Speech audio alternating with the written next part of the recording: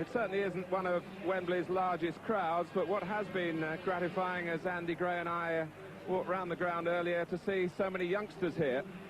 And clearly they've been attracted to see how this youngish English side can do against the Soviet Union contingent that's been really restructured since their disappointing World Cup. Andy, good evening.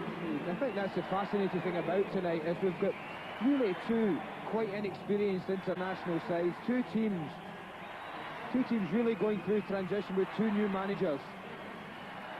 On the left, yes, we just saw Anatoly Bishovets on the left standing up there. Yeah, I think we're seeing two teams, two new managers trying to make their own mark in international football. And I think that, for me, is the fascination about this tournament this week. It's a mini competition along the lines of the recent Rouse Cup, but that trophy couldn't be put up as a prize. The terms for the Rouse Cup state Scotland must be involved. So the FA, in fact, have gone out and bought a brand new trophy, and the competition for it starts now. England defend the goal to the right. Tony Dorigo, who's out of contract now at Chelsea and seems likely to be with the new club at the start of next season.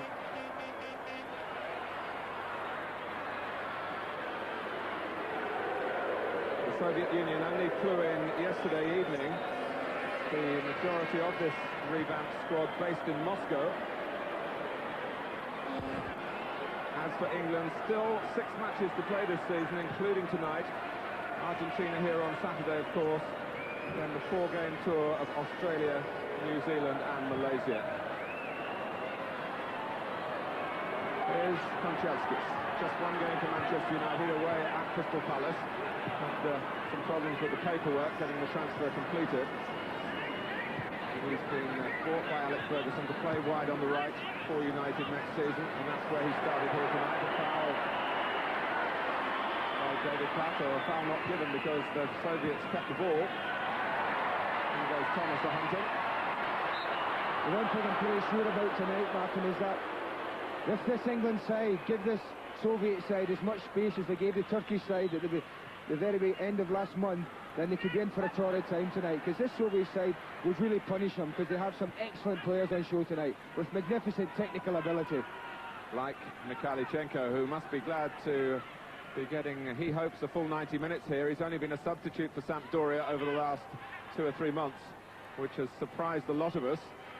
I questioned Anatoly Bishovets, the Soviet coach, about it last night, and he feels there might be a bit of player power going on in Italy, that Vialli and Mancini are worried about the competition, and they've perhaps, and this is only opinion I stress, have kept Kanchelskis out of this starting lineup.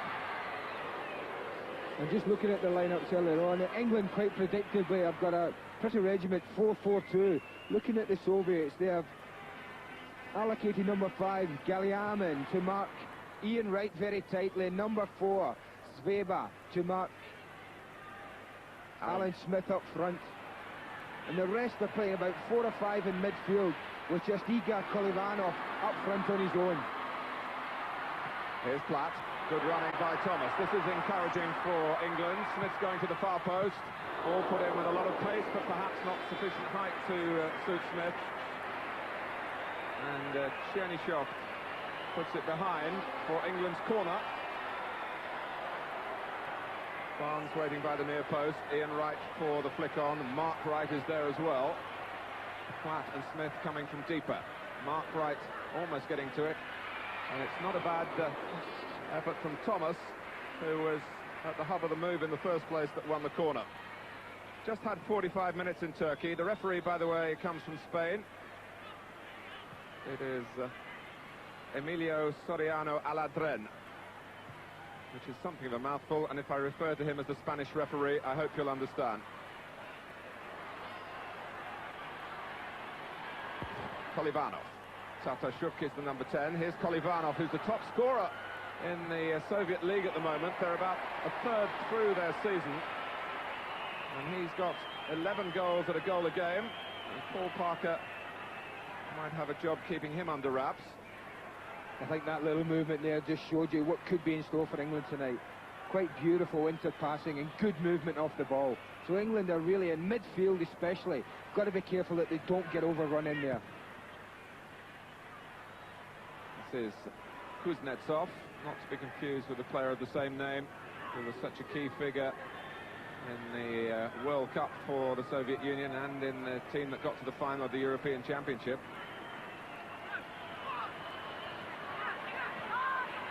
Well, the referee not stopping the play, and Barnes waits for Dorigo. Smith and Ian Wright in the centre, and Kanchelskis, who was the Soviet player down, is still rather licking his wounds up near the halfway line. And now the referee has been prevailed upon to just have a look.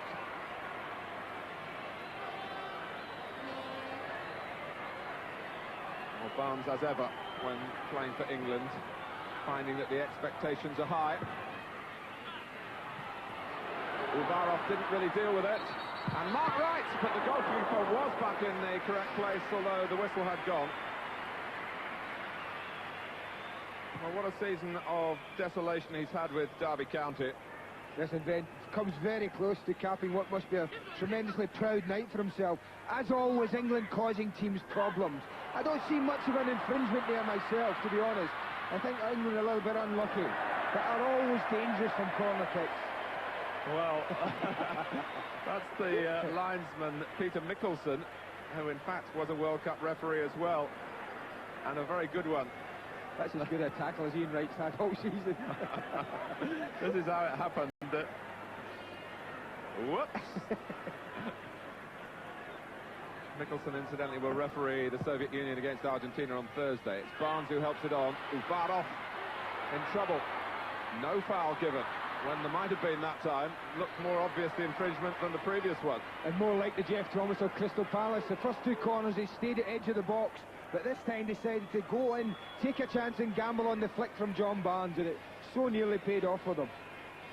Alexander Uvarov, 31 years old. Well, Manchester United fans will be watching this young man with special interest tonight. Here's Kanchelskis, Kulkov and Shalimov on the left. A lot of players forward for the Soviet Union. Mark Wright meets it. Platt to Barnes for England.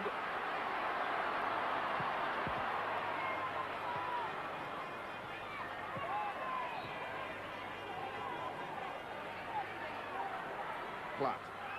England trying to respond to Graham Taylor's wishes to play international football at a quick pace. Not to sacrifice the technique in doing that, but not to dwell too much in the middle of the field.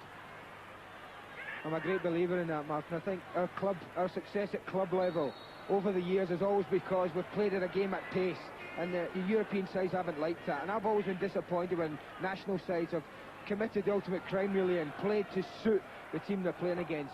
Cause them problems, that's my motto. Give them things to worry them. Tatarchuk, who I last saw getting sent off in the Olympic final in 1988 in Seoul. But they won the gold medal even without him, and the coach Bishevets was in charge then. But here's Barnes trying to unsettle his plans. Platt. Gary Stevens back at right back, and Barnes gets a pretty free header, and I must say the game has started in a very entertaining manner. In a very positive manner from England's point of view. Super ball in from Gary Stevens, and that's a pretty poor header by John Barnes' standards. He has the space, as you see. The marking's not good. That's free header from about 8 yards. I would have expected John Barnes to have hit the target from there. But a good positive start from this English side. And a well-driven cross by Gary Stevens that will make him feel at home. He hasn't played for England before under this regime. Last match was the game for 3rd and 4th place in the World Cup in Bari when England were beaten by Italy. I think that's another reason why you can be sure there's going to be a little edge on this game from England's point of view. With people like Chris Woods, Gary Stevens, Paul Parker, Tony Dorigo trying to make the most of sometimes limited chances now. Kanchelskis. This is Kuznetsov, the scorer against Scotland. Kanchelskis. Kolivanov. It's a lovely turn. Kanchelskis. Tatashuk. It's deflected and in. A goal for the Soviet Union and a cruel one for Chris Woods and company to concede.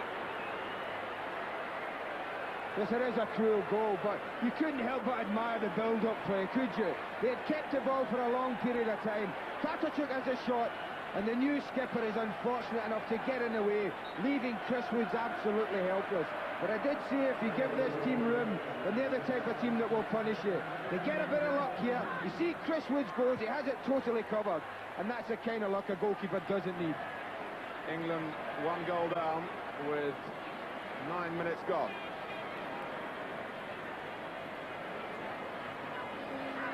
Wise. Well, when England scored against the Republic of Ireland here, there was a similar deflection off Steve Staunton. The goal was given by the FA to Lee Dixon, so let's be kind and give that one to Tatashuk, who had the shot, rather than debit the new captain. I know I'd be claiming it. But Kolivanov has played the ball in well from the right, steered down by Kanchelskis.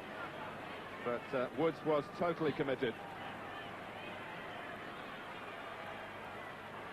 And really every indication that this will be a serious test for England and for Graham Taylor's unbeaten record to this point. It's his 7th international.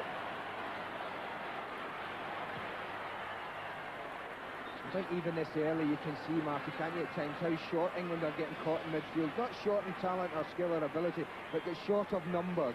Because the Soviets have flooded the midfield area. And unless England push somebody from the back four into that area to help them, then it's going to be a tough night for people like Dennis Wise, David Platt, Jeff Thomas and John Barnes in particular. Ian Wright chasing what looks as though it might be a lost cause, but he got the reward for his efforts, and England have a corner and maybe an opportunity here to strike back straight away. Dennis Wise, normally so deft with his delivery at the set pieces. Wise, of course, who made the winning goal for Wimbledon here against Liverpool in that cup final. Here he is, in just the sort of position he crossed for Sanchez then. And Thomas!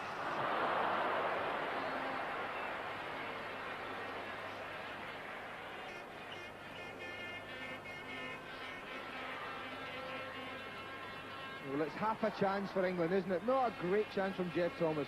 But as you say, Dennis Wise, one of the reasons he's in this side is for what you say, his delivery from wide, his quality from that area. And as the ball came down, really Kuznetsov made it very difficult for Thomas.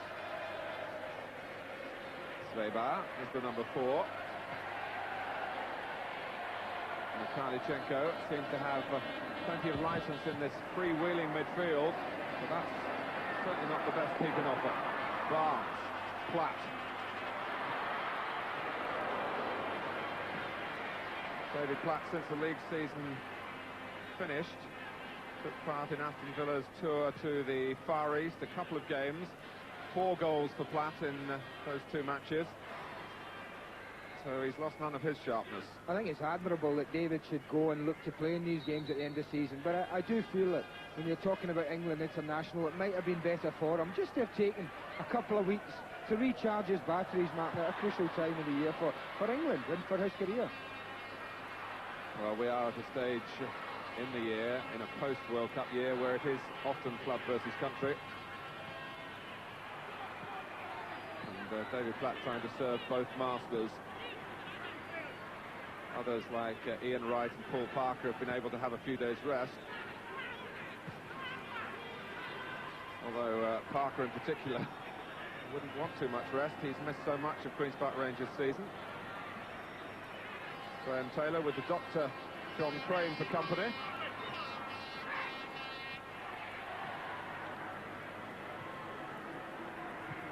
Svebar wanted to play it out through Chernyshov.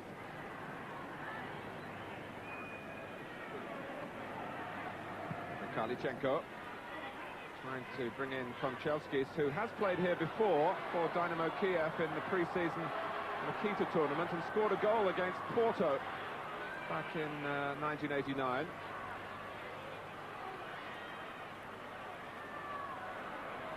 Right. Hammering towards Smith. Well, it was a polite thank you, but I'm not quite sure that he appreciated the pace on the delivery then from the captain. The idea was good. I think he just driven it a little bit too hard, but the idea was very, very good. There's a player causing England a few problems as well, looking at the formations earlier on, Martin. That's number 10, Tatarchuk. They're only playing with Kolivano, number 9, up front. You see how difficult that was to control. But what Tatarchuk, the number 10, is doing, he's just playing in the little hole in between him and the midfield and causing England some problems because he's finding himself free more often than not. Yes, and basically England keeping their 4 back against Kolivanov. So it's going to need a bit of tactical astuteness. Dorigo will love to get forward, but obviously might have some cautious feelings. It's only his second start for what we might call his adopted country. Yeah, I think he's restricted a little bit in the fact that Kanchelskis is really playing very wide right. Parker for the moment keeping an eye on Kolivanov. Here's Kulkov.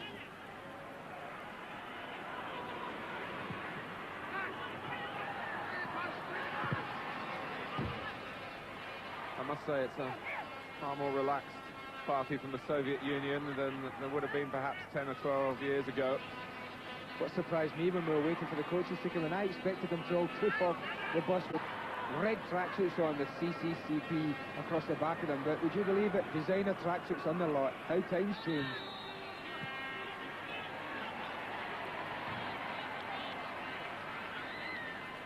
Galyamin is the number 5, only his 5th appearance for the Soviet Union tonight. Comes from the club that leads the league, the Army Club in Moscow. Parker with England's free kick. Uvarov punches it off the head of Mark Wright. Thomas gets it back and it's turned in by Alan Smith, who gets his first goal for England, and it's 1-1.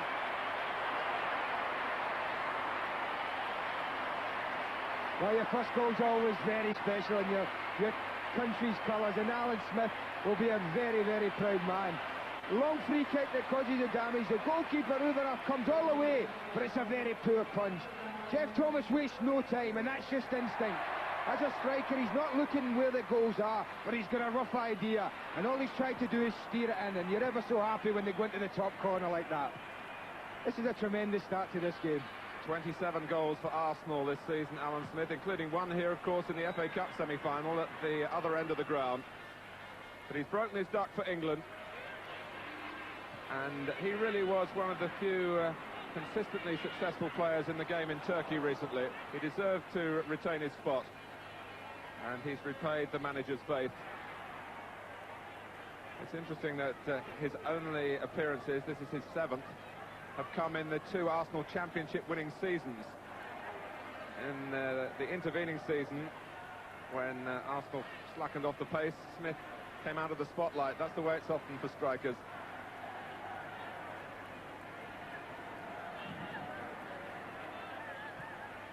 But this is a very good international game of football. Tatarchuk. Often, I think we've left Wembley occasions for friendly matches at this stage in the season a little less than satisfied, but that's not going to be the case tonight. Yeah, too many players with something to play for. Smith is up well. In comes Ian Wright and Platt. Gary Stevens had a look round to see whether he had time to control, which he did. Here's Wise.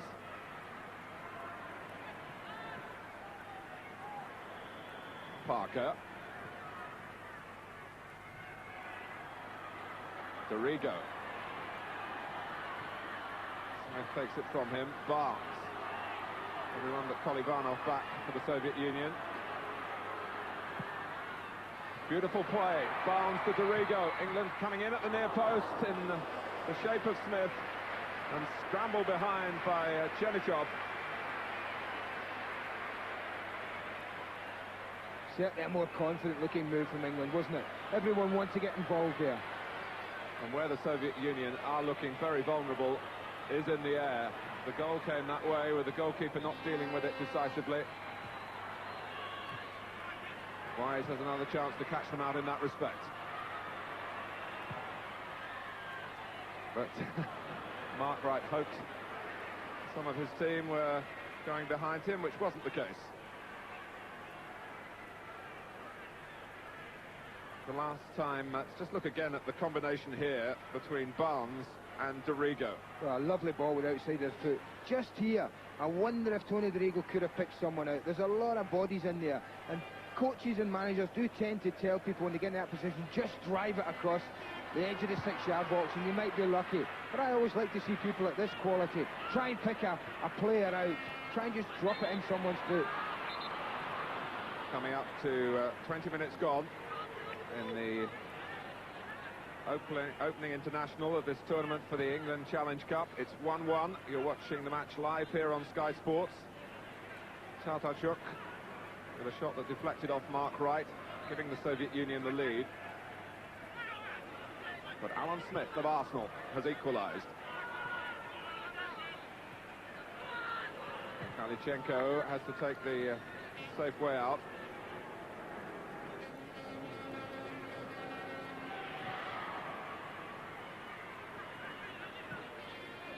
The Soviet Union are in a difficult European Championship qualifying group, but they've made an encouraging start.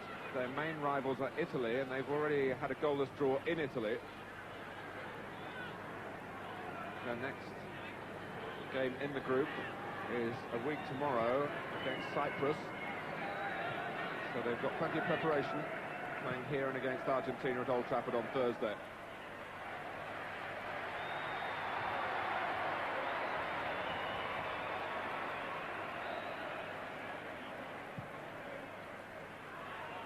Barnes.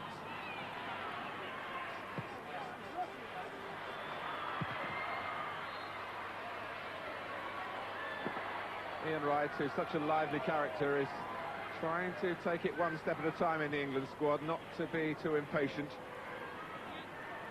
But obviously, there aren't going to be too many games that Gary Lineker will miss, unless, of course, Graham Taylor leaves the previous captain out. So it is a big night for Ian Wright. Back from Platt.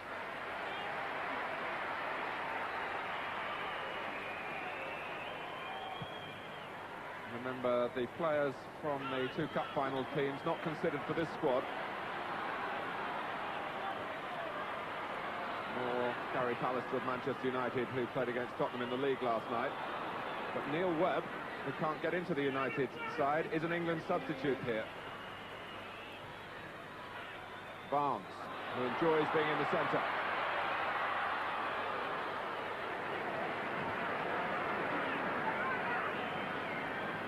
Soviet Union slow to pick John Barnes up. It's an early cross from Wise. Alan Smith tried to be first to it. David Platt was coming in a little deeper. They may look very comfortable on the ball, the Soviets, but they certainly don't look too happy when they're having to defend these crosses from both sides. England have got it together a little bit better now. They've tended to drag Dennis Wise in a little bit to help David Platt and Jeff Thomas in the midfield, and that certainly helped them. Kanchelskis. Fouled by Ian Wright.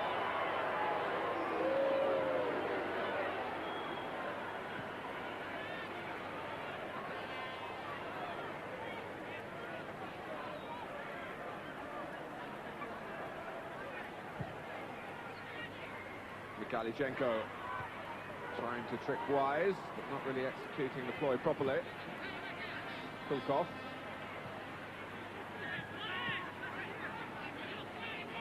Kanchelskis. Most of these Soviet players have been together at international level for just this season, but they have been kept together as a body, which will obviously help their cohesion. Kuznetsov. Tatarchuk, and Kanchelskis comes away with the ball. Possibilities here, and Not another second cruel deflection. England must have been sweating then. Well, Barnes is looking good, knowing as ever that everything he does in an England shirt is scrutinised. Wise. Gary Stevens had gambled and gone ahead of Dennis Wise. Here he is.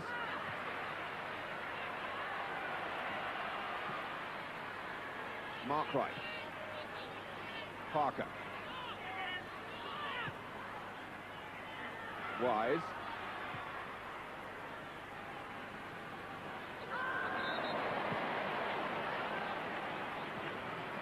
He hasn't got a lot of weight to throw about. He makes it count when he does, doesn't he, young Dennis? Great competitor.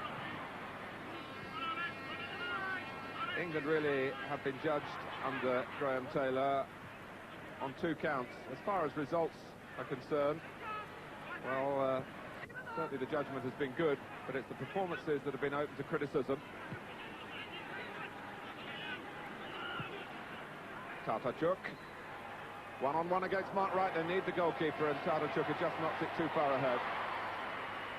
You mentioned the fact at the beginning, Martin, how many kids are at Wembley tonight. And I just hope that they can maybe just take off English Castle well, because there are some things about this Soviet side that as young kids they should be watching.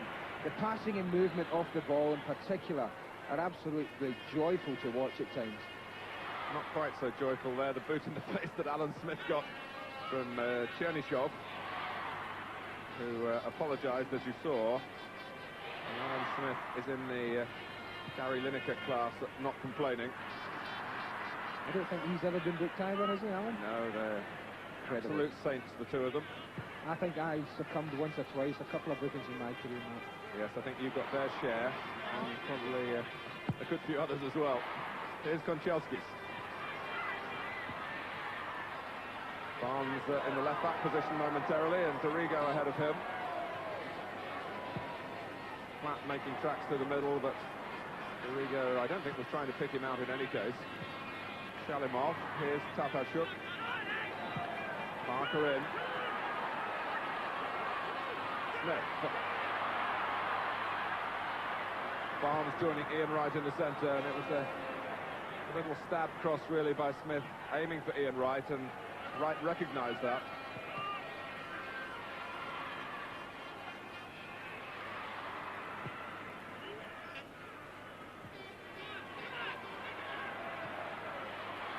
Dorigo.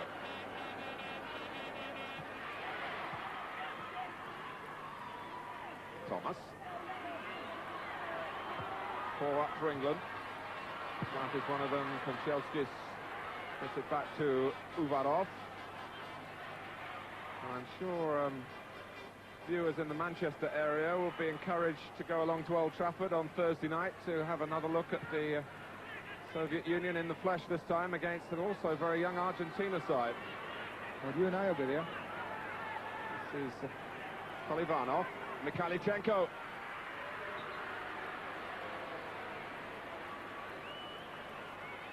And if you can't get along, you will be able to see it on Thursday evening on Sky Sports. And of course we'll be back here at Wembley on Saturday.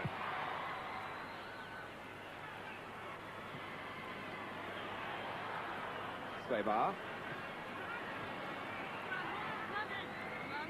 Here's Shalimov. He's been a key member of the Spartak Moscow side that got to the semi-finals of the European Cup and lost to Chris Waddle's Marseille.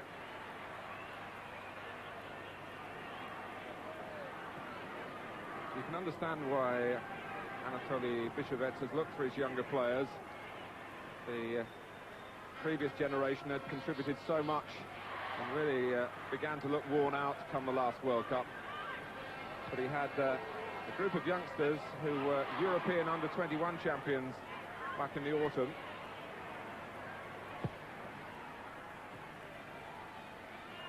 As the previous Soviet side at times had threatened to win many things, didn't it? And always fell short, sometimes at the last hurdle. Kulkov, Tatarchuk, and this role that's bringing him some freedom, dropping deep. He's up alongside Shalimov now, but the ball touched back by Gary Stevens. He's had an excellent season in Scotland with Rangers, as has Chris Woods. And Graham Taylor admitting yesterday that he hasn't really decided who his #1 goalkeeper is. There's only a hair's breadth between them, he says, in any case. And David Seaman isn't going to be allowed by his club Arsenal to go on the tour to the Southern Hemisphere, which may help Chris Woods. Yeah, I spoke to Chris shortly after he'd been left out this side, Martin, and although he was very disappointed, he was also very determined. He was going to do everything in his power to make the #1 spot his own, and I think he's shown that determination, even after a long, hard season up in Scotland. His determination to go on this tour down to Australia and New Zealand shows how keen he is to win that spot back.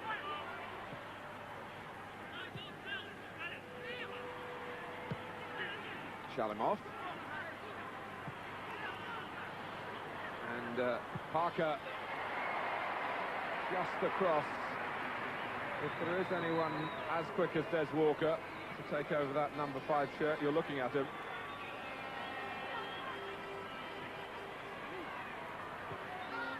And just to go back to Saturday here, it's still a really amazing irony that Des Walker, such a fervent Spurs fan as a boy, who must have dreamt about scoring the winning goal for Tottenham in an FA Cup final, and now has done it, but in terrible personal circumstances for him. It actually wouldn't surprise me, Martin, knowing football and having been it for all those years, how it rewards you sometimes, and it may just say to Des Walker, your time will come, and it wouldn't surprise me if Des Walker's turn to walk up those stairs and pick up the FA Cup is not too far away. Well, he certainly deserves it, because he's been immaculate for England, and of course for Nottingham Forest.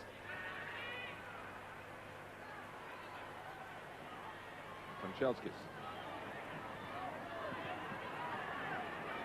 He looks very comfortable in possession, and very happy to play wide on the right of midfield, which neither Neil Webb nor Michael Phelan are for Manchester United. Shalimov.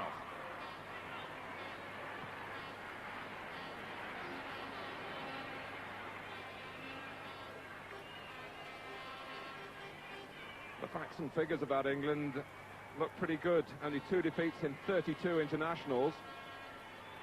That's not including the penalty shootout in Turin. You put that down as a draw, have you? Wasn't it? The foul on Smith. Certainly on there, it sure was.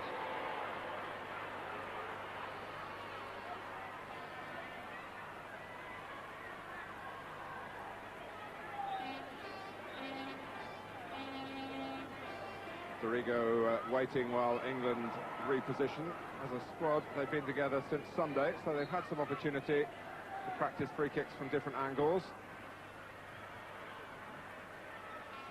Shalimov.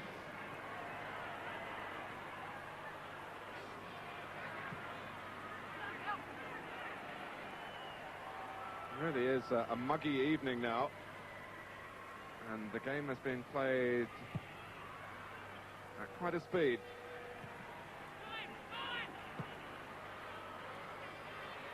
Ian Wright, who will always be quick. Shalimov recognised the danger.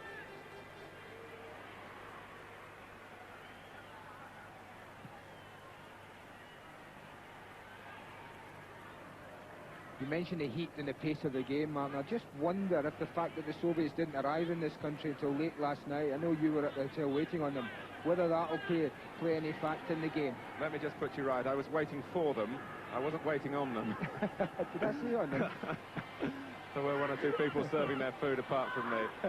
Yes, it could tell against them. As I say, they were very relaxed when they arrived. A lot of their players played in league matches on Saturday in the Soviet Union. 1 or 2, like Mikhailichenko, came from a little nearer to England.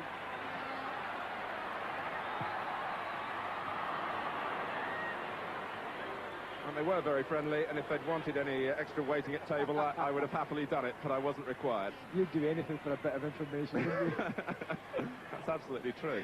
Here's Kanchelskis. Good play from him. He's left Dorigo.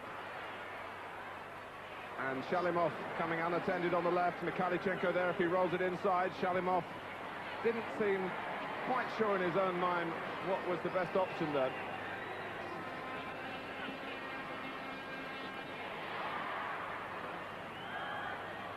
But that again was an example of unselfish running from the Soviet side. They've all pulled the whole of the England defence over to the right and allowed Kanchelskis just to roll it into wide open space for Shalimov. Tatarchuk, the short corner. Kanchelskis dropped deep to steal a yard of space. Alan Smith helping out. Kulkov. Oh, and it very nearly came back to him from Svebar. Kanchelskis.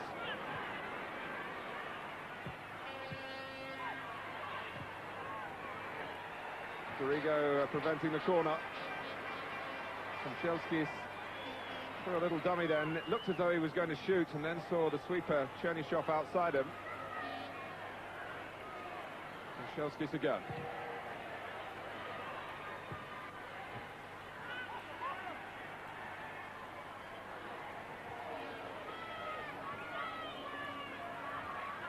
Svebar. Good tackle by Barnes.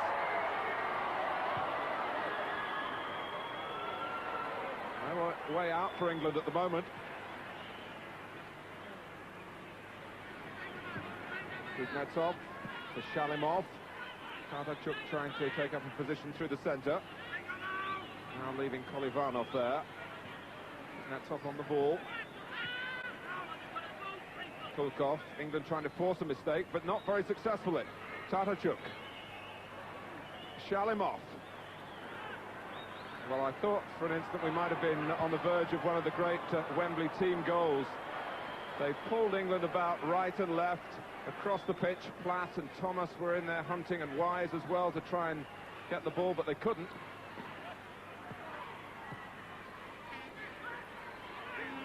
Oh, and a mistake here that's let right in. Until Chernyshov recognised that he had to go for the ball that he was reluctant to claim a bit earlier. Kulkov. Kanchelskis. 9 minutes to go to half-time. England won, the Soviet Union won. Platt. Barnes had Dorigo outside him, but Graham Taylor is very firm with his players about getting their shots in on goal. Well, that's true. If you don't shoot, you never score. But I do feel that when a full-back makes a 60-yard run and gets that much space, you really should provide him with the ball.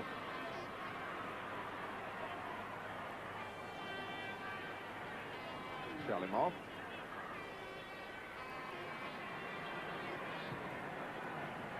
Only 4 of the 18 players the Soviets have brought for this mini-tournament took part in the World Cup. Kanchelskis would have done, but sadly for the Soviet Union, he damaged his shoulder close to the finals themselves and wasn't selected.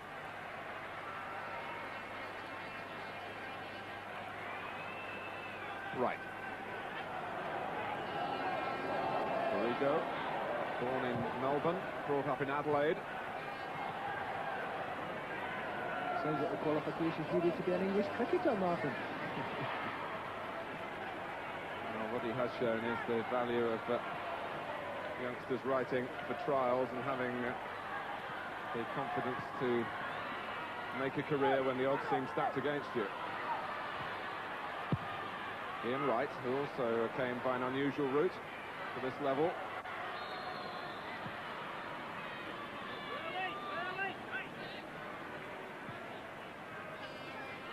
Kolivanov, although he is the one main striker to take on Graham Taylor and Laurie McMenamin's defenders, the England manager has come down to the bench, as you can see.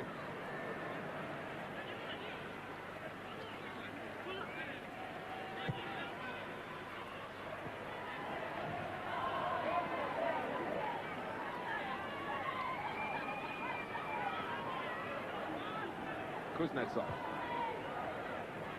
Tatarchuk.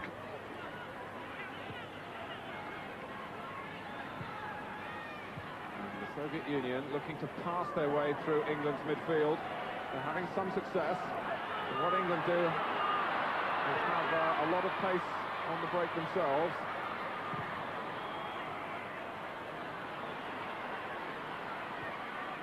Right, wrong footing, Dorigo. Southashuk. Bart. Platt. And Alan Smith wasn't going to allow that just to roll through to the goalkeeper, and an argument between Uvarov and Chernyshov. I think Chernyshov is quite right there. You don't take unnecessary chances. You get rid of it and then you argue about it later. Mark Wright. After 3 years, he was telling me, as captain at Derby County. Prior to that, it was the Oxford United youth team.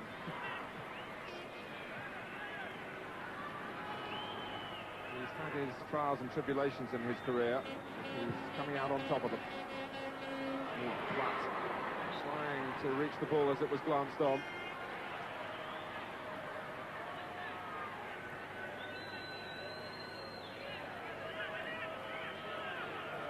Well, it's a match that does deserve a bigger Wembley crowd.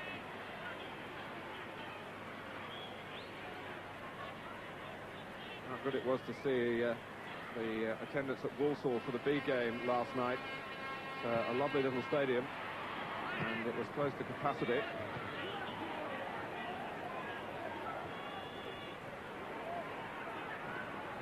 There goes Kanchelskis, who's keeping Dorigo on his toes defensively. And Kanchelskis at the quickly taken free kick. Although Graham Taylor may be a little concerned with the amount of space that the Soviets are having in the middle of midfield in that area, where I think he'll be quite pleased is when it's mattered. That's about 20 yards from Chris Wood's goals. England have defended very, very well, and have really restricted the Soviets in real chances.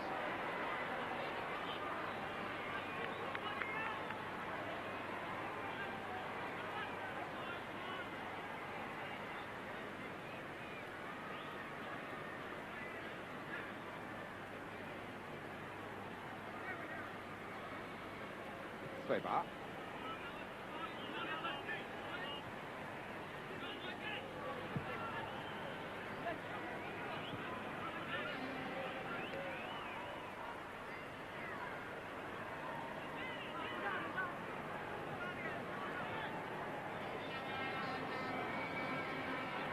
The last time England played the Soviet Union was in the European Championship finals of 1988 in Frankfurt. It was widely regarded as the poorest England performance under Bobby Robson. England already had lost 2 games in that final stages, you may well remember.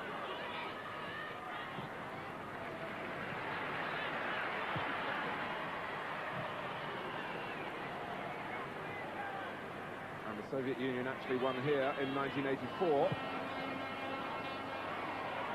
In between those 2 matches, a 1-0 win in Tbilisi just before the '86 World Cup finals with a goal from Chris Waddle.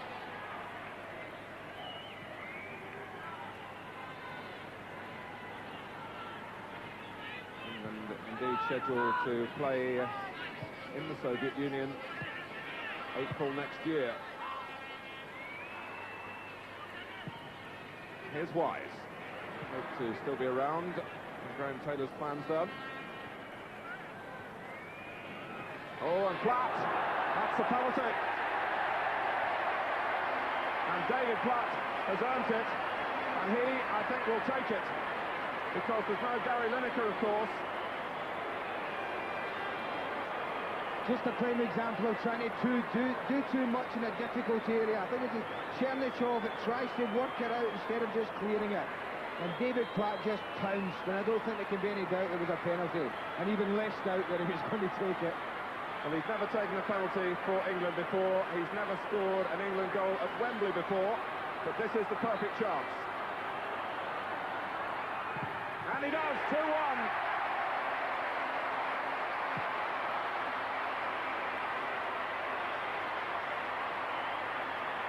Two minutes before half-time. You see, it's all about putting teams under pressure. Commits that sender, look at David Platt, pounces on it. The contact's there, it may not have been much, but David Platt knows there's a penalty on the end of it if he goes down.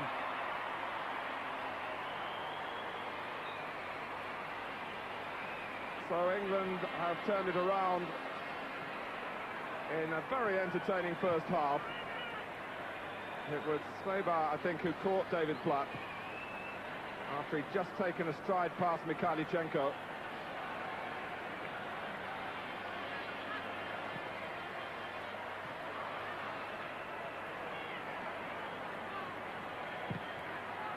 There was some thought that David Platt might get the captaincy vacated by Gary Lineker. Well, he didn't get that, but he did get the other part of the job, the responsibility of taking the penalties.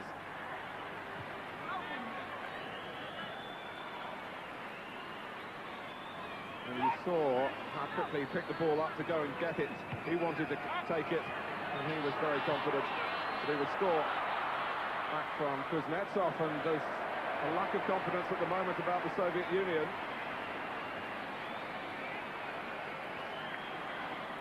And England could really take a grip now, which would be slightly against the balance of the half.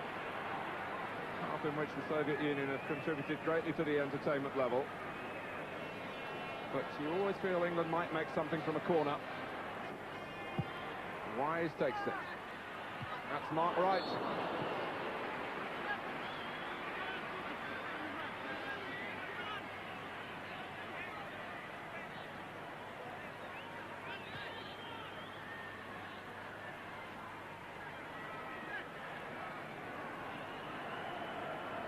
Well, they're not discouraged playing the ball around on the edge of their own penalty area. It is half-time, and this relatively small crowd fulsome in its appreciation of what they've seen here.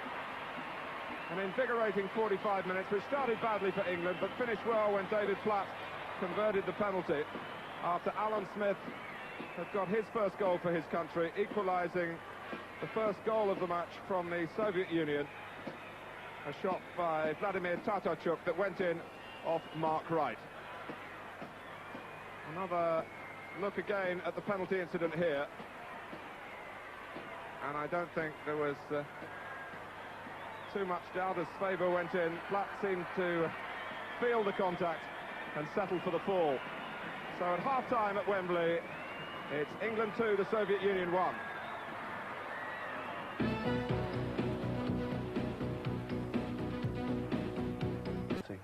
Especially when you're at Wembley. Actually, if David Platt goes to Italy, he'll be doing quite a few more of those on a Sunday afternoon. You've been booked for it?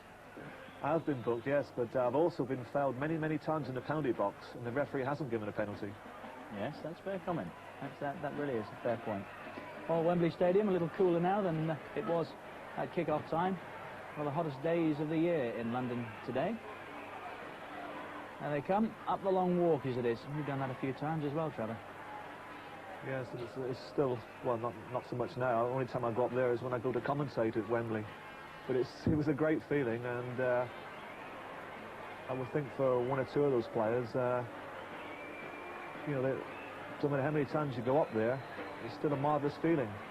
And I think that, you know, I've spoken about this game being a friendly game, but there's no such thing as a friendly when it comes to England. Every game is a big game, and it's a great honour to play for your country. Stadium looks well too, doesn't it? Let's go back and rejoin our commentary team, Andy Gray and Martin Tyler.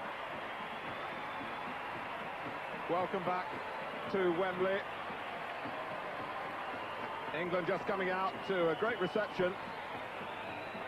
And obviously, the penalty, we've had a look at it again here. Andy Gray, have you revised your thoughts? No, I have not. I said at the time that I didn't think there was much contact. Nothing that I've seen here at half-time suggests anything other than that. There was a form of contact. I'm sure David Platt felt that.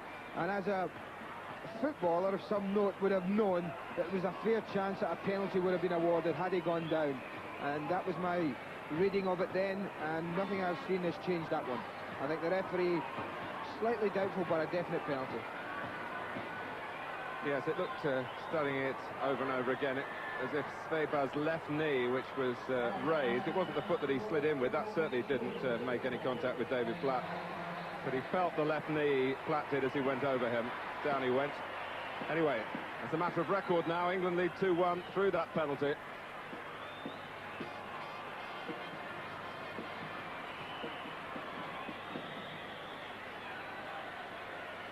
A touch of controversy, and the Soviet Union manager, who is, I think, traipsing a little along behind Graham Taylor and Laurie McMenemy, who are more anxious to get to their seat. Anatoly Vishavets was saying last night that these two countries here are united in controversy because both have suffered from the hand of Diego Maradona.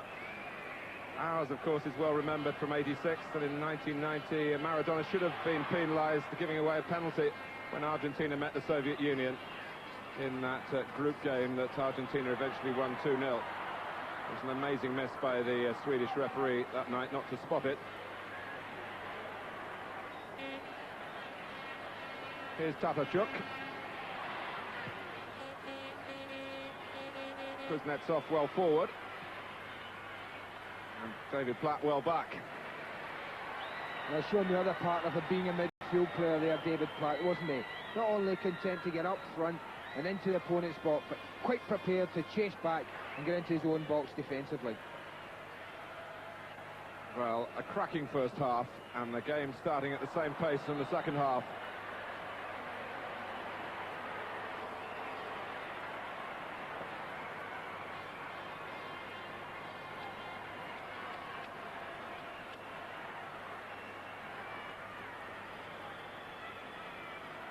Well, England without the fearsome power of Stuart Pearce tonight. But Jeff Thomas takes them left-footed for Crystal Palace during the season. And, of course, Tony Dorigo scored a goal for Chelsea at Wembley to win the Zenith Data Systems Cup last season. And Dorigo can't repeat the feat.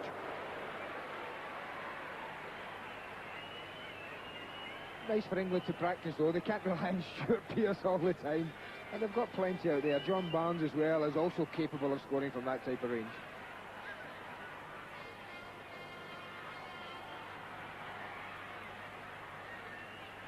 Anatoly Vishavets on the left. Played 39 times for the Soviet Union, scored 15 goals. Played against England in 1968 when England and the Soviet Union were playing for third place in the European Championship. England won 2-0. And the Vishavets remembered Nobby Stiles. I'll say no more. Does anyone ever forget him? There is a Shalimov. Not quite with the striking pedigree of his international manager. Stevens.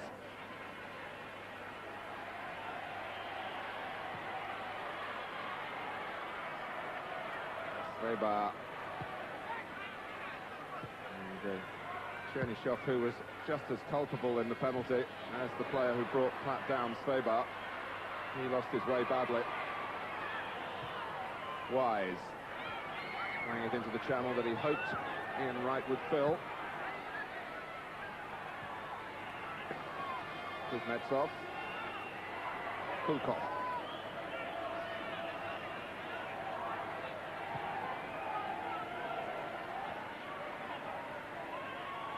Jaliamin.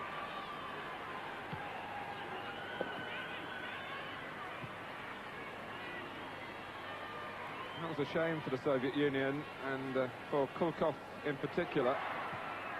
He'd taken up a good forward position to try and bring others into the play, and he didn't get the support he was hoping for. He looked quite downcast when his layoff went astray.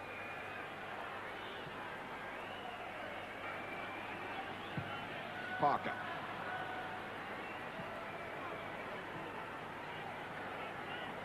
Can't be an easy day for Paul Parker, with news that Queen's Park Rangers were sacked Don Howe today.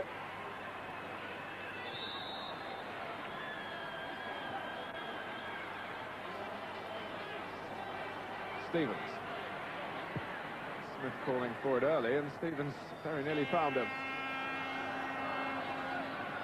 Kuznetsov. Now Kanchelskis. And good covering by Tony Dorigo.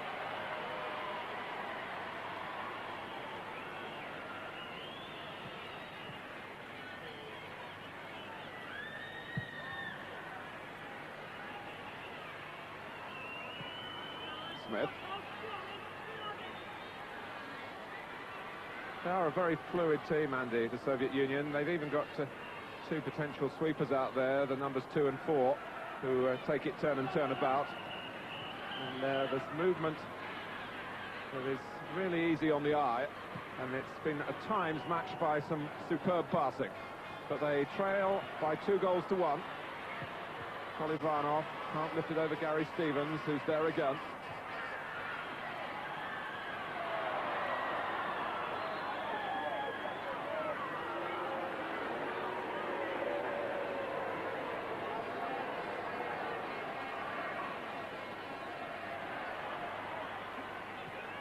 International football can be tight and tense and slow tempo with just the occasional electric change of pace. A patient game. But this has been much more at the tempo of a club match, and as we said earlier, that's very much in Graham Taylor's managerial philosophy.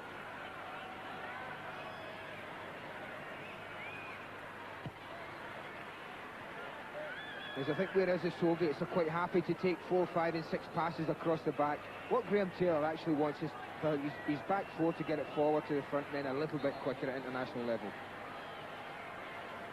Well, it's going to be a substitution. Only 7 minutes into the second half. Tatarchuk, who will be, I'm sure, credited with the Soviet Union goal here, goes off to be replaced by another of this group of promising young players, Alexander Mostovoy from Spartak.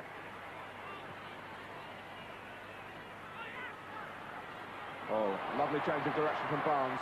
Full 2 of them.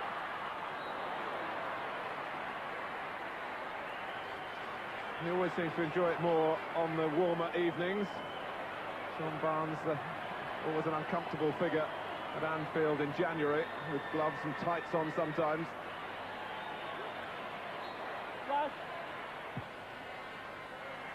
Mark Wright, and that's the goalkeeper's. Oh, and he's thrown it against Thomas. And surely the referee must have blown in that Thomas got in the goalkeeper's way. That little flash from John Barnes, it's just what we want him to do more often in an England jersey, isn't it? Just shows you what he's capable of.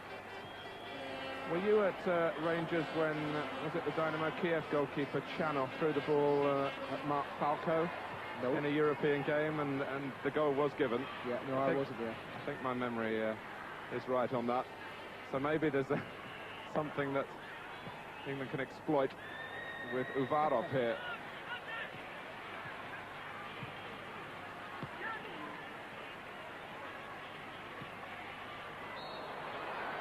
The whistle's gone. Dorigo again with a show of initiative. He's been a very loyal understudy to Stuart Pearce. It's not an enviable job.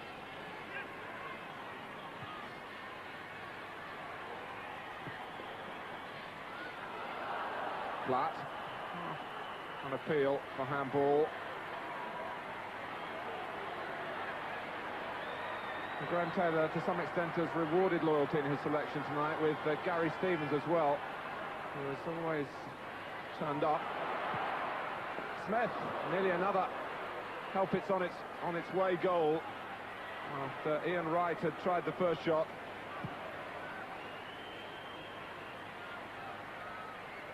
Platt.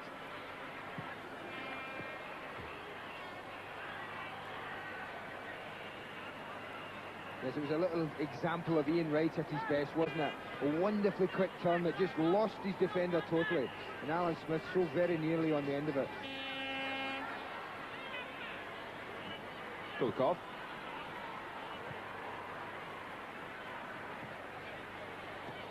Shalimov, who's stayed mostly on the left-hand side. Mostovoy.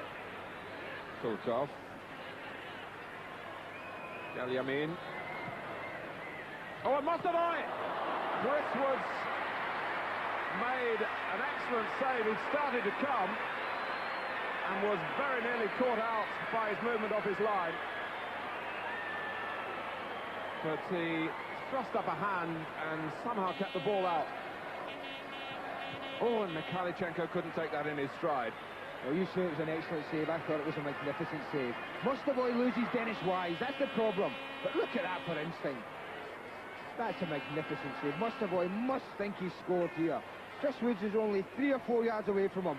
He headers it, he thinks it's in, and that's pure instinct.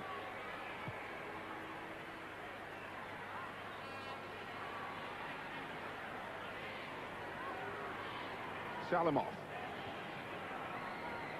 Still plenty of life in the Soviet Union.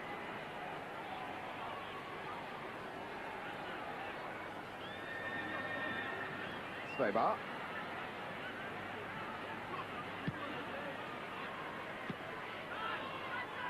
Certainly England's pressing brought them the reward of the penalty, and of course another mistake done.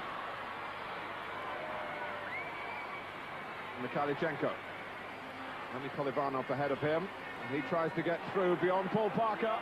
It's a good contest, and the referee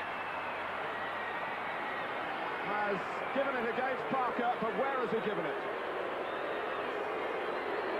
It's a free kick on the edge. Well, it's exactly where he says it was a free kick. I don't think it's there, I think it's there. It's very, very close, Martin, very close indeed.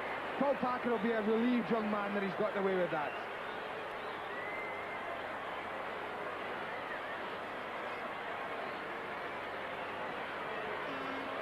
We're 12 minutes into the second half.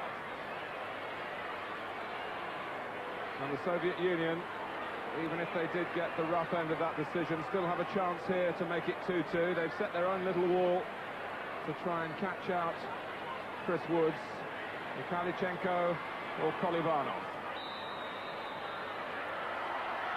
It's Kolivanov deflected and just away from the goal, otherwise it might well have gone in. Well, Tony Dorigo deserves a big pat in the back for that, because it was his crucial deflection that really kept that from the top corner. And suddenly, England have hit a really difficult spell in the match.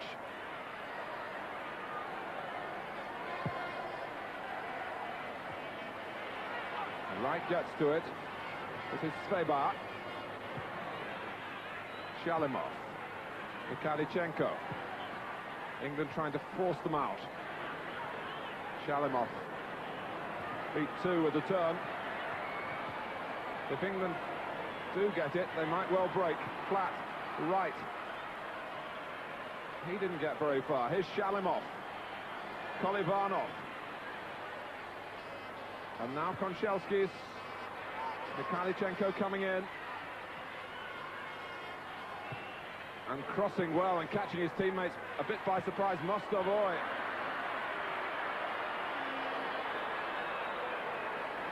Well, in a way, it deserves something better at the end of it. And it's admirable play from the Soviet Union. And the free kick, well, but for Tony Dorigo there, Chris Woods could have been picking the ball out of the net. Just lets you see a little bit of encroachment, but we'll let him away with that, considering the outcome.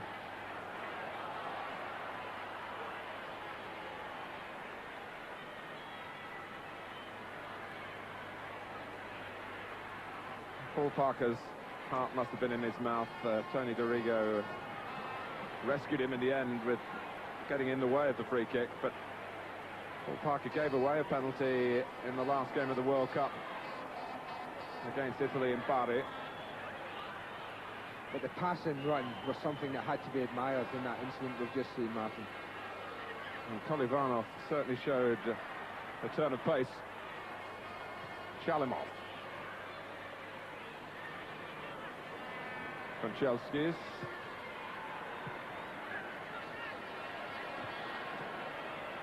And that's a corner. England trying to be a little too neat and, in fact, neat and untidy it was in the end.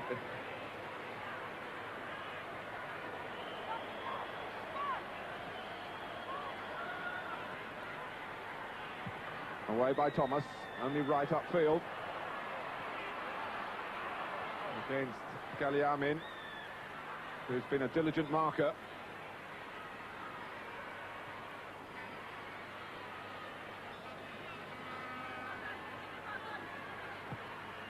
It's still 2-1 to England, when we've had two talking points involving a penalty that was given and one that wasn't.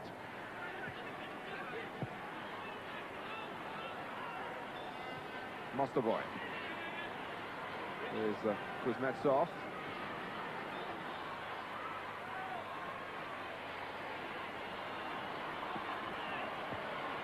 Strong defending by Svebar. Kulkov, another little give and go, and England have to funnel back once more. Mostovoy, and again all the initiative and enterprise was there. It is, and you can see what a hard night it is for England's quartet in midfield, Mark. When the midfield players from the Soviet Union make such wonderful forward runs, you really have to be very disciplined when you're defending that and follow them all the way. What will be worrying the Soviets is that they've had an excellent 10 minutes or so. They've made chances, but they haven't got a goal to level it again.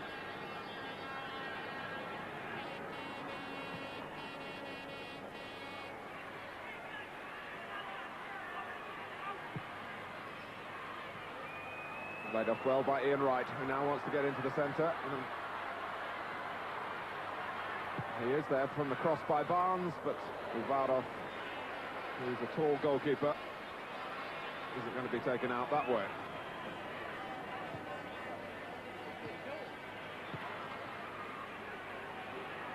Shalimov. Mostovoy. Well, England probably will be reasonably happy if they're going to shoot from that range, but there was no one to prevent him getting in the shot. Yeah, it's up to the back four at the moment, Mark, to stand strong, to stand tall, and make it as difficult as possible, and force the Soviets to shoot from that kind of range.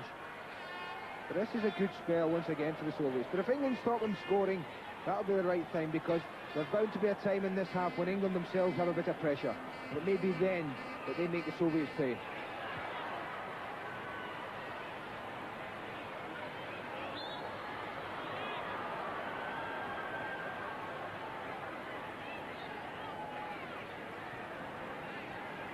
Well, maybe of all the opposition England have faced under Graham Taylor, this is the first real test of the other way of playing, the more European style, where there is a full contingent in midfield and few recognised forwards. But it's hard to predict in those formations where the attack's coming from, who they're coming from.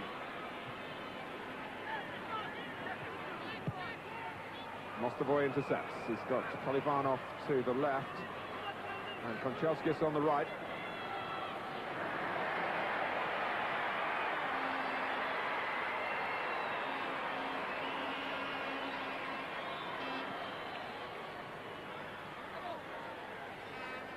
The ball staying in off the corner flag.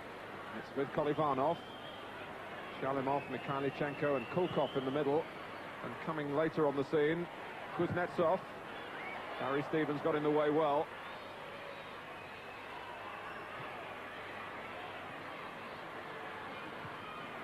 Shalimov.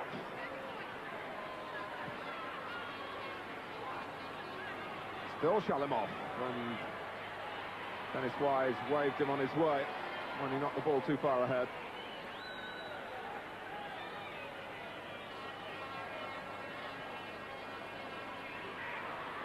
It's the kind of game where I feel that you can see the Soviets pressing like this, and then suddenly England are going to just turn the tide, go up the park and sneak another. It's got all the markings of that at the moment.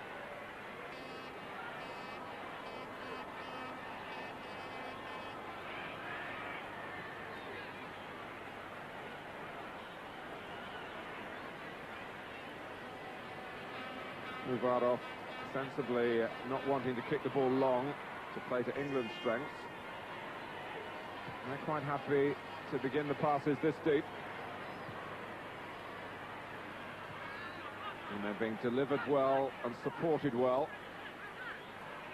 Shalimov, in the end, stopped only unfairly. Mostovoy.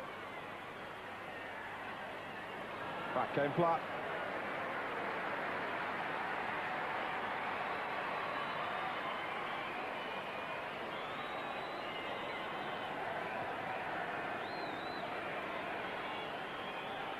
Barks. Right's turn, and Kanchelskis knew he was beaten then. And it's a yellow card.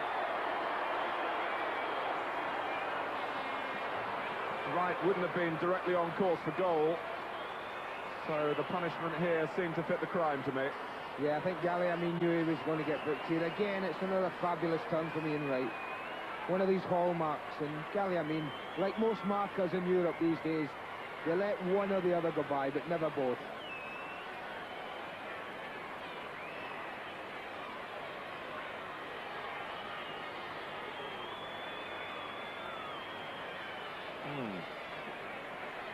Translation, please.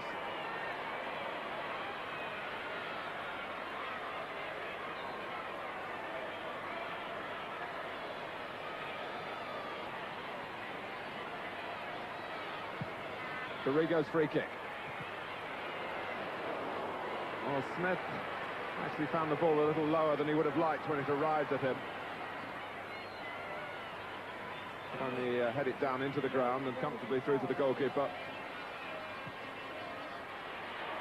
Shalimov, often an outlet on the left.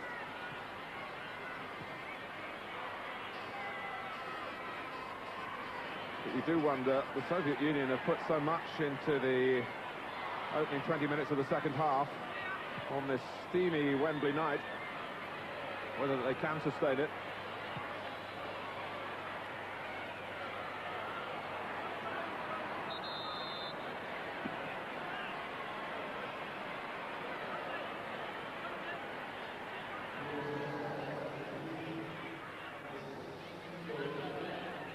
Shalimov is coming off for Igor Korneyev.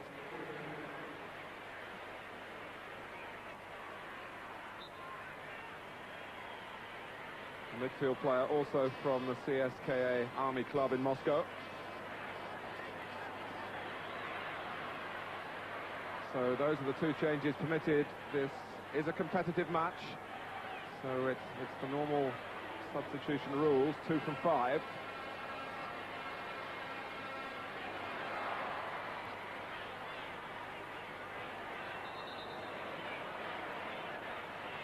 And a fairly painful arrival for Korneyev. The attendance tonight, incidentally, 23,789. And they're certainly getting value for money, and they might see an England debut for David Batty.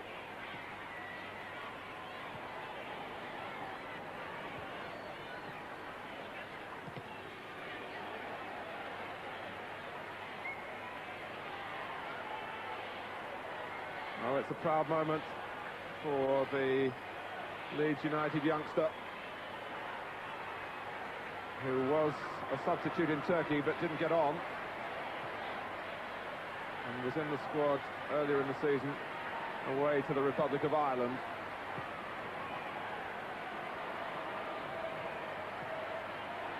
Kulkov, England leading 2-1. Cut out well by Parker. Alan Smith and David Platt's penalty, the England scorers in the first half after Tatarchuk had given the Soviet Union the lead. Oh, and Smith.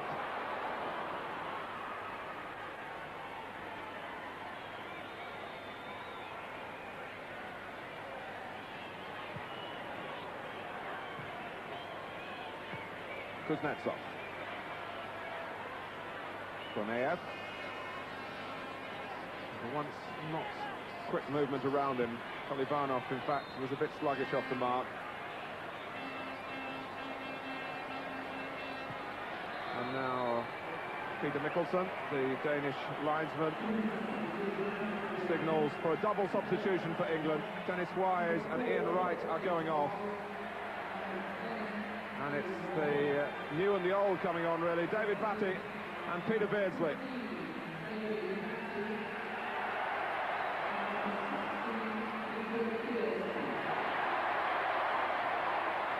And Beardsley getting a terrific reception, recognition for what he's contributed to England. It's his 49th cap. I think just passing the message on to Alan Smith that he's going to play up there on his own. Beardsley's come immediately to wide right and David Barry just inside, just to make numbers more even in that midfield area where England have suffered for long periods of tonight. Well, Smith up on his own, immediately earns a free kick. Beardsley crosses, and Jeff Thomas trying to take that with a side foot volley. It's going to be a corner. Galiamin, who was penalised for the foul on Smith, has stayed down with some Wembley cramp, I think. Was that a sign of their late arrival last night, I wonder?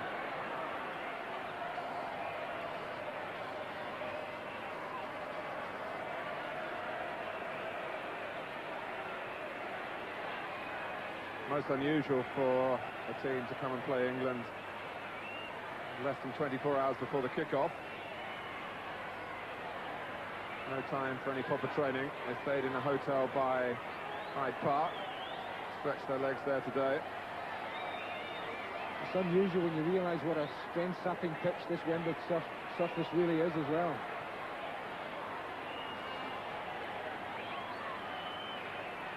So Peter Beardsley will take the corner in the absence of Wise.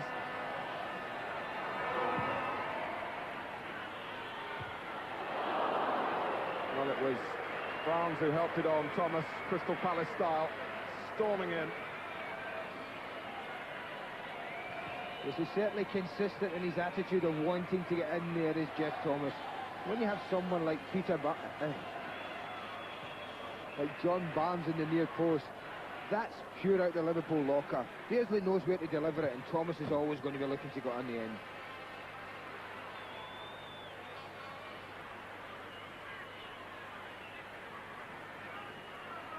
Galiamin.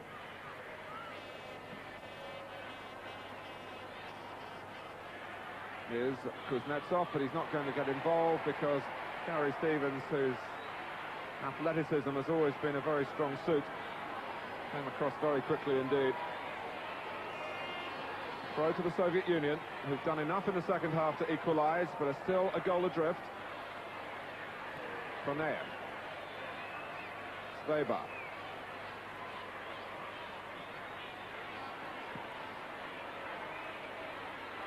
Kuznetsov with the cross. Oh, Mostovoy, well, he pushed down Dorigo. But he's shown plenty of attacking ideas, coming basically from midfield. Basically a straight swap for Tartachuk, wasn't it, from that deep line position?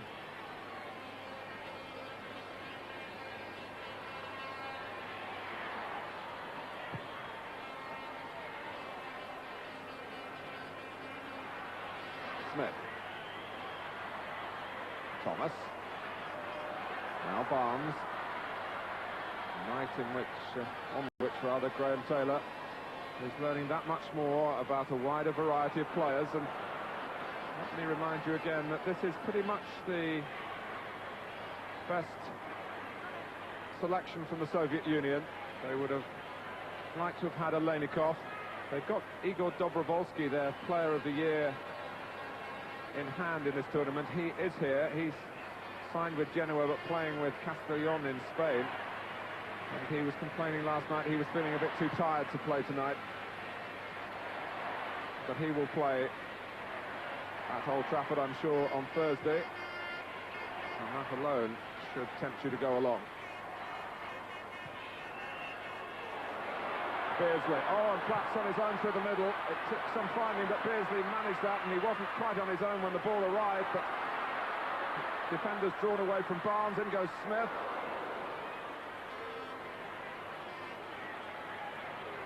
Konev.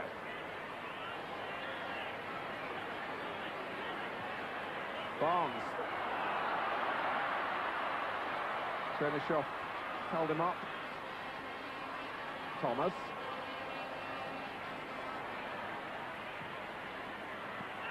Now Batty. He's very much a collector of the ball in midfield.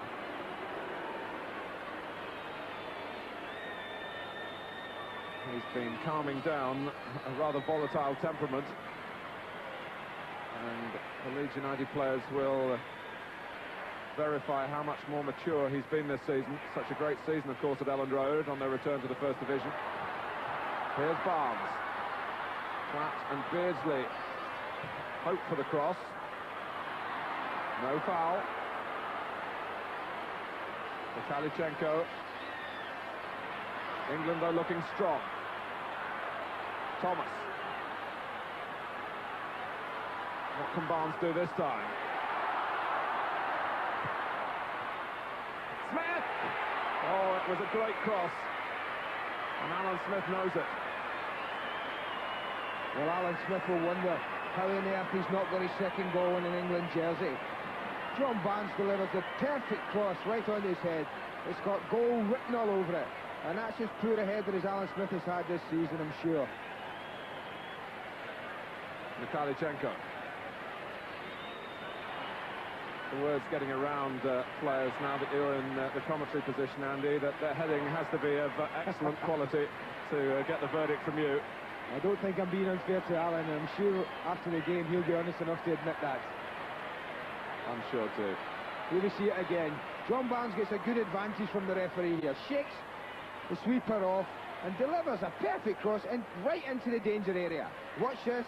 It's a free header. He just tries to get it down too much. But England look a much better side with this double substitution. They look better balanced in midfield. They're competing better there now. They've got the extra man there, and now it's the Soviets that are having difficulty stemming England. And it's the kind of decision I wonder, as Graham Taylor's managerial career goes on, Mark, that he's going to have to be forced to make, say within 10, 15, 20 minutes of a game. And I think it's at times like that where he's got to be prepared to make it.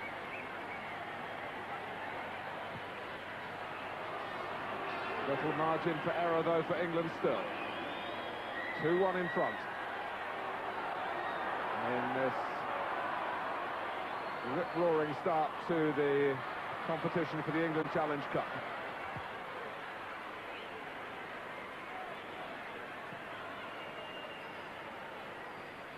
"12 minutes left.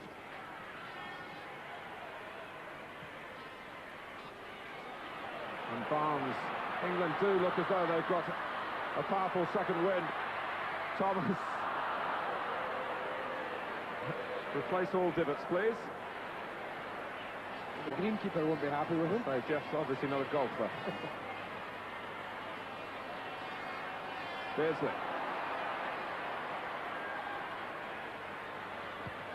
Oh, and Kuznetsov.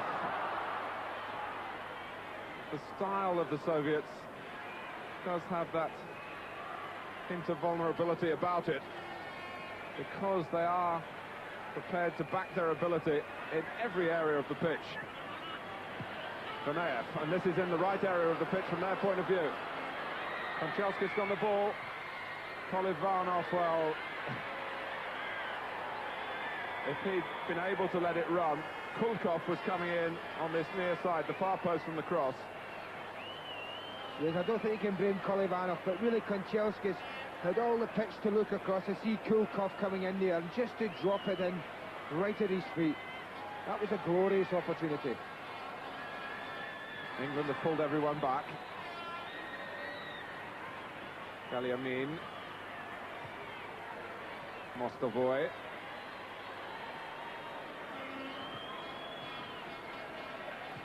Konev. Oh, and Batty went in abrasively done.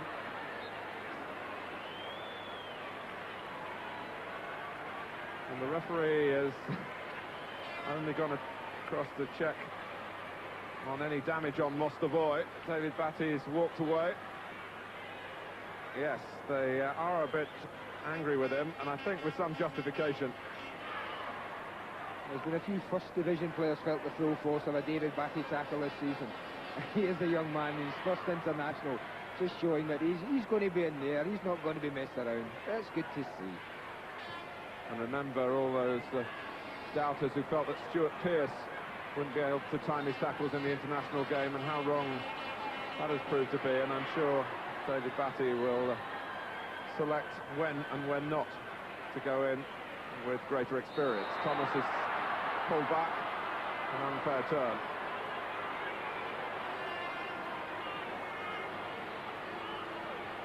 Ten minutes to go. Victory looming for England, but by no means certain even yet.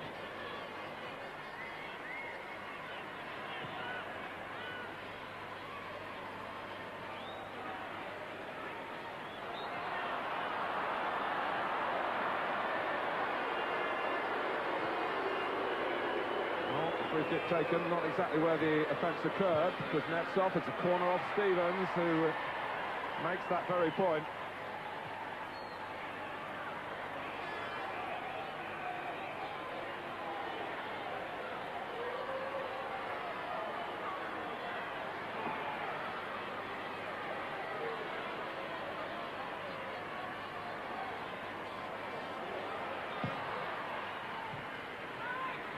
Stay back. Well, it's still his foul on David Platt that's the difference between the two sides in conceding the penalty.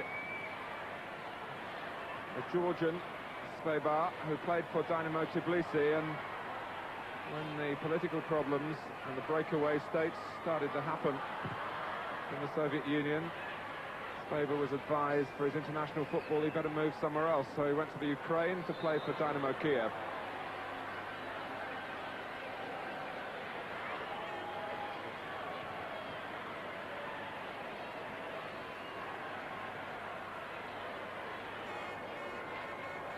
Kulkov. Kanchelskis might be feeling the absence of recent match practice. He sat perhaps too long, certainly too long for his point of view, on the Sampdoria bench.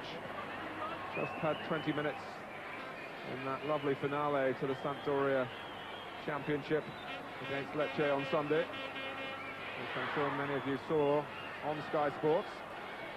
Still one more season, one more Saturday to go, Sunday to go in the season in Italy. Shalimov.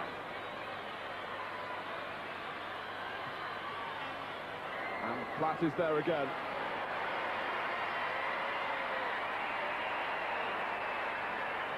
That's good defending.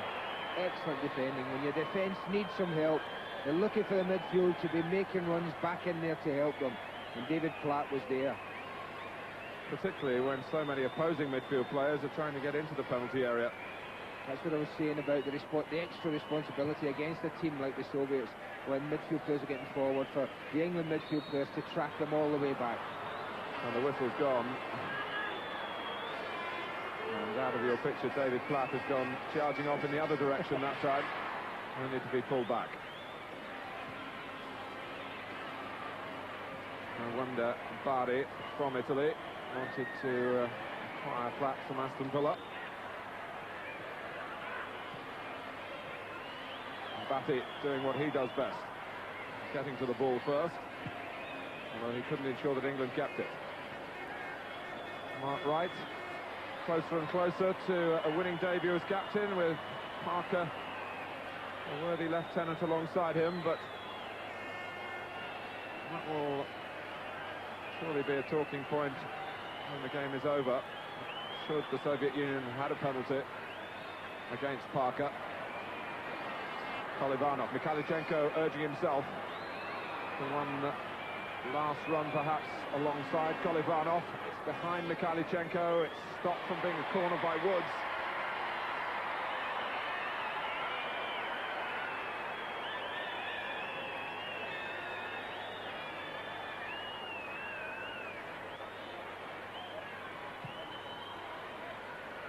Just over 5 minutes left.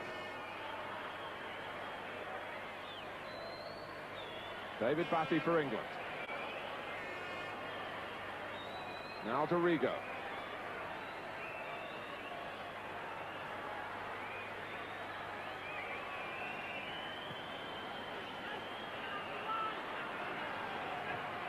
Barnes, and again they've given him room in which to attack the goal, but recovered through Svebar.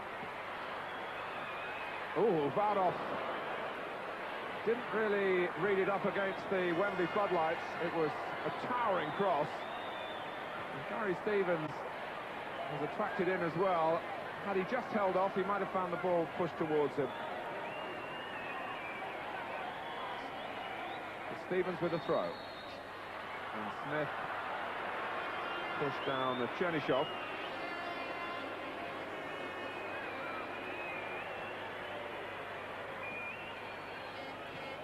I think certainly a lot of these England players in early years, in the early caps that they've got a future international careers, would have learned an awful lot from this match tonight against this team.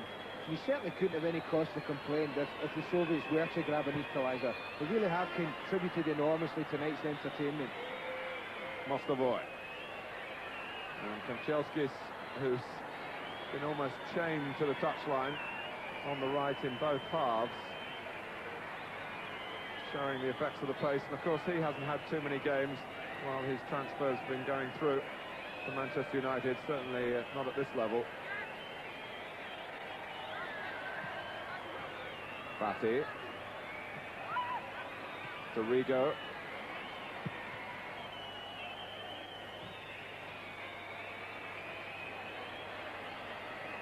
Well, it's always important to judge a performance in the context in which it's given.